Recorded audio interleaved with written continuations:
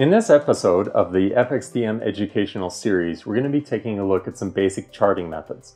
Now, we're just going to be scratching the surface of some effective methods to look for trading opportunities to get you started as you begin to learn more about identifying buying or selling opportunities in the Forex.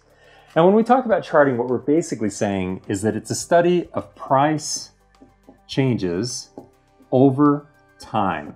And what we're trying to do is we're trying to identify periods where the chart is telling us that investor sentiment is changing or shifting. And this is particularly important when those shifts are in favor of the prevailing trend, so especially as entry opportunities. Now, why don't we start with some short-term techniques? And when we think about short-term techniques, a very common way to approach this is with price patterns that are based on candlesticks or bars. Now, an example of a technique like this would be pipe tops. So a pipe top appears when the market has been trending higher. So we'll look at an example of this here in just a second. It's been trending higher, and then all of a sudden we get a couple of unusual bars or candles. They kind of stand out all by themselves. They're really tall. These could be candles, they could be bars. Either way, what we're looking for is something that's all standing out all by itself, and then it's confirmed with a lower close like this. Now, the inverse of this we would look at as a pipe bottom. And what we're studying here is we're seeing that initially the market went up, and then right after that it went right back down, and did so with a lot more volatility than what we've seen recently. So this tells us, let's say for example that this were to appear after the market had been in a long-term downtrend, we'd had a brief correction to the upside, then we get this pipe top here that would give us a bearish signal. So that would be in favor of the prevailing trend. Let's look at an example of a pipe top. So this is a really good example of a pipe top. You can see this one on the euro dollar on October 14th and 15th. This is 2015. That was actually confirmed with a lower close after those two tall candles that more or less matched each other from the highs to the lows. We get a big green candle followed by a big red candle. You could see the same thing if you were looking at bar charts as well. And then we get that lower close on the 16th. So that was day number 3. Now this was all happening at a resistance level, and we would define that by this price where the pipe top was appearing being roughly equal to another recent high where the price wasn't able to go beyond that level. So this is a really good example of a confirmed pipe top where we would expect that following that confirming day, that lower close after those two big candles was likely to initiate another move to the downside in the euro to the US dollar pair. Now, most candlestick patterns or bar chart patterns are assumed to lead to a fairly short-term move in the price. Now, that could turn out to be a very large move, but we'd start with the assumption that it's a fairly short-term move in the price. Now, the longer a price pattern takes to form, however, then we would assume that the subsequent move in the price is also going to be proportionally larger than we would with a candlestick or a bar chart pattern. Now, let me give you an example. A very common technique out there in the market to identify a continuation of the trend are these short-term consolidation patterns that we call pennants and flags. So let's do a bearish example. Let's say that the euro to the US dollar had been falling in value and then begins to consolidate within a narrowing range. So just like this. Now, this little pattern here looks kind of like a small triangle or a pennant, and that's exactly what it is. Now, what a trader is looking for is they're looking for a breakout below that lower support level that would indicate that the previous trend was beginning to reassert itself. Now, a variation on this would be a flag. And they're very similar, but the difference being that if the price was going down, so let's do this example again, the price is going down, but it begins to consolidate within a range where both the support and resistance level is climbing, like this, so a little bit counter trend. Now, this is not necessarily a hard and fast rule. The flag can be somewhat parallel support and resistance levels and kind of flat, that's okay too. But this is more or less a classic pattern here where bulls are attempting to take control of the market, but ultimately what we're looking for is a breakout to the downside. So in both cases, if we get a breakdown below support, so here in the case of the pennant or flag, and here in the case of a pennant, what we're looking for is to see that this is going to continue to the downside, so a trader can take a short position. In fact, let's look at an example of this on the euro to the US dollar.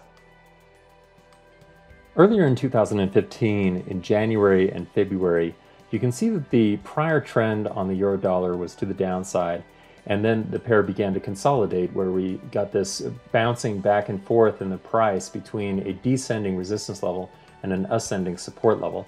So this is a classic example of a pennant formation. What we're looking for is for the price to actually break down below that ascending support level in favor of the prevailing trend, which in this case was bearish, which then it subsequently did, and we got a nice move lower from about 1.13 even to 1.04610.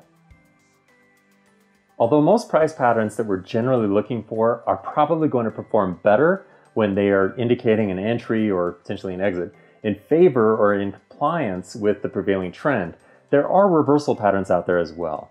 Now, the general rule of thumb that you want to apply with reversal patterns is they need to be very large. Now, here's a couple of examples that are fairly classic, actually. The head and shoulders pattern is probably the most common. The pattern is identified by, in this case, a rising market, and then we get a series of 3 peaks. So just like this. Now, what this is indicating, so we got a shoulder on the left, shoulder on the right, and we have a head here in the middle. And when it breaks below the neckline, well, what that's indicating is that the market has run out of steam and that bears are able to take control. Now, it's not going to be 100%, but historically speaking, this is a very reliable pattern.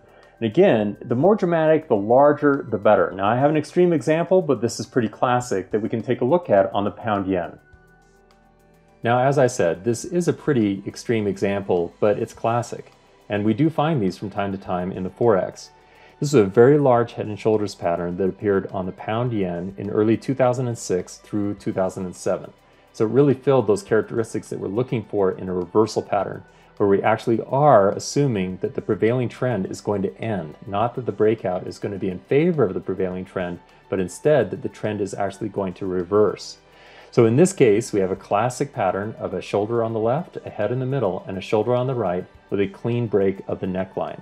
In this case, the pattern actually was triggered, or the decline in the pattern was actually triggered when the Bank of England cut interest rates, which is a fundamental factor that we've looked at in another video here in the FXDM educational series.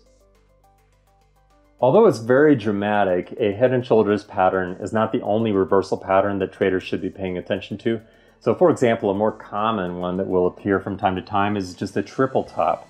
The only difference being that as the market forms those highs, they are roughly at the same height. So we don't have that prominent peak there in the middle as we do in a head and shoulders pattern. So that's a very common one, a very bearish price pattern. Again, the larger and the longer that's taken to form, generally the more reliable that breakout is to the downside, either as a trigger for longs to control their risk or potentially for shorts to look for a new opportunity to the downside. In fact, many times we'll get reversal patterns that are not 3 tops, but just 2. So we have a high there and we have a high there, roughly at the same height. And then we have a break below the midpoint again. So this would be a double top. In fact, let's take a quick look at a double top so you can see how this plays out in the live market. This double top occurred in May 2014 as the euro to the US dollar was trading around 1.39 even. So the breakout point was at about 1.37, you can see that here, and after the price broke that midpoint, it actually retraced, so it rallied a little bit right back up to the midpoint. Well, when that happens, we call that a retest, and it's a good confirming signal if subsequently the price continues to move to the downside, which in this case it actually did for quite some time. The euro only stopped short of parity by about 4 cents there in March of 2015. Now, just like consolidation patterns like flags or pennants can work for either an upside trade, so a bullish trade, or a bearish trade, just depending on which direction the market was going when it initially formed, reversal patterns are very similar. Now, so far we've done some bearish examples, and bullish examples of reversal patterns are just the mirror image. So, for example, a double top that we just looked at, well, this could easily be a double bottom. So again, we're looking for the mirror image, which means that initially the trend would be negative. Then we form a couple of lows that are roughly at the same price level with a move up beyond that midpoint in the double bottom. So that would have similar implications. In other words, a break beyond that midpoint there would indicate that shorts should be controlling their risk, or potentially longs should be initiating a new position to the upside. Same thing is true with an inverted head and shoulders pattern, where the middle trough in that case would match the middle peak in the case of a regular head and shoulders pattern. So once you learn one form of this pattern, you can apply it for both for bearish as well as for bullish opportunities.